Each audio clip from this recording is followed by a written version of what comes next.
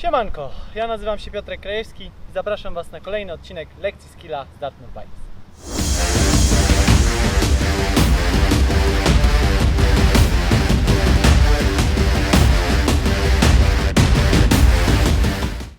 W poprzednim odcinku Janek opowiadał Wam o technice prawidłowego tłumienia. Ja dzisiaj troszeczkę rozwinę ten temat, to znaczy dodam element, który ma miejsce na koniec tłumienia, w momencie, w którym wracamy do tej prawidłowej pozycji, czyli do wyciskania, wypompowywania, czyli techniki, która pozwala nam na nabieranie prędkości bądź jej utrzymywanie poprzez wykorzystywanie nierówności terenu.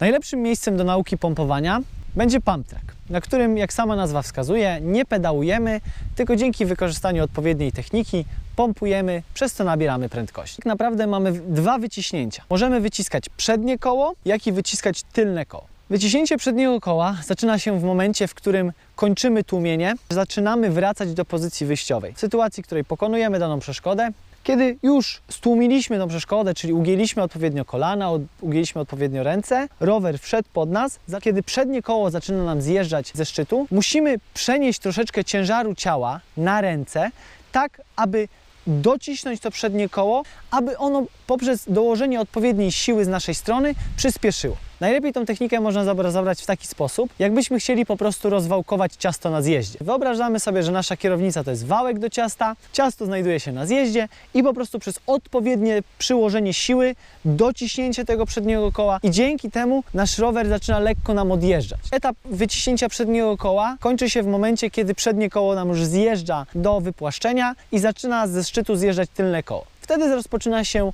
etap drugi, czyli wyciśnięcie tylnego koła. Dzięki temu ułożeniu naszego ciała, czyli zgiętych nogach, ale już lekko wyprostowanych rękach, żeby dobrze wycisnąć, musimy się zaprzeć na kierownicy i wypchnąć rower spod siebie. I tutaj bardzo ważnym jest to, aby być jak najbardziej za rowerem. Zauważcie, że jeżeli będziecie na środku roweru, to ciężko będzie Wam wypchnąć ten rower tak, aby on odjechał spod Was. A w sytuacji, kiedy znajdziemy się bardziej za rowerem, w tym momencie ta siła dociśnięcia będzie mogła być większa. Czyli jak to dokładnie zrobić? W momencie, kiedy skończyliśmy już wyciskanie przedniego koła, zaczyna nam zjeżdżać tylne koło po zjeździe, zapieramy się na kierownicy, tak jakbyśmy chcieli ją troszeczkę poderwać do góry. To oczywiście nie będziemy jej podrywali, tylko cała siła zostanie nam skierowana na nogi tak, żeby ten rower wypchnąć pod nas. Jak jeździmy po pump tracku, to przez to, że on jest uformowany w taki sposób, że zaraz przy sobie mamy dużą ilość falek, na których możemy rytmicznie pompować, możemy sobie ćwiczyć płynnie, czyli wyciśnięcie przedniego koła, wyciśnięcie tylnego koła, wyciśnięcie przedniego, tylnego. Oczywiście dorzucamy tu elementy tłumienia, o których opowiadał Wam wcześniej Janek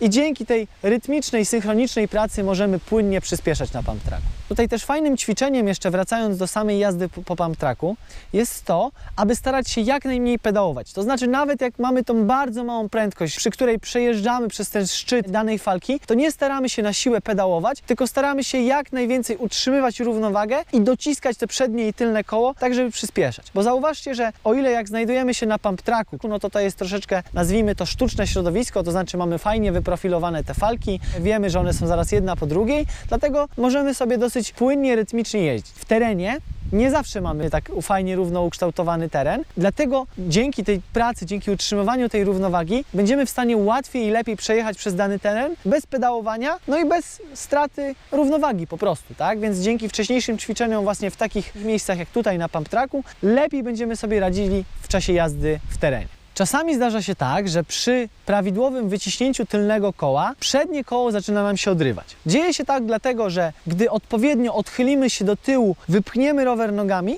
odciążymy to przednie koło i dzięki temu ono nam się lekko uniesie do góry. W momencie, gdy omówiliśmy sobie już samo pompowanie na pump tracku, czyli wyciśnięcie przedniego i wyciśnięcie tylnego koła, przejdziemy do wykorzystania tego pompowania przy jeździe w terenie. I tutaj pierwszym miejscem, na którym rzeczywiście możemy poczuć, że to wyciśnięcie działa i sobie lekko potrenować, jest miejsce, w którym mamy lekki zjazd i kończy on się całkiem fajnym wypłaszczeniem. W momencie, w którym pokonujemy dany zjazd, kiedy przednie koło nam zaczyna dojeżdżać już do wypłaszczenia, w tym momencie powinniśmy zacząć przykładać siłę. I analogicznie zapieramy się na kierownicy, odchylamy się do tyłu, dociskamy nogami i w tym momencie sprawiamy, że ten rower na przejściu nas lekko wyprzedza i dzięki temu zyskujemy energię. Od tego momentu, kiedy poznaliśmy już to wyciśnięcie, będziemy się starali wyciskać na wszystkich zjazdach, lądowaniach, na wszystkich nierównościach, tak żeby jak najmniej mniej pedałować, a jak najwięcej wyciskać. Bo zauważcie, że w sytuacji, w której pedałujemy, ta pozycja może nam się lekko rozchwiać, tak? Możemy stracić równowagę. W momencie, w którym wyciskamy, to cały czas utrzymujemy tą pozycję wyjściową, ugięte nogi, ugięte łokcie i tak naprawdę jesteśmy od razu przygotowani na pokonanie kolejnego elementu. Dlatego jest to tak bardzo ważne. Gdy opanujemy już tą technikę wyciskania na przejściach, możemy sobie przejść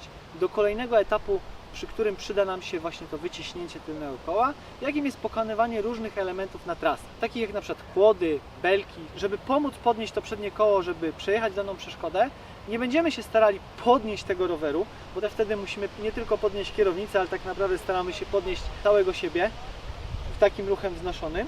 Dlatego nie będziemy robili tego w taki sposób, tylko będziemy właśnie wykorzystywali wyciśnięcie tylnego koła.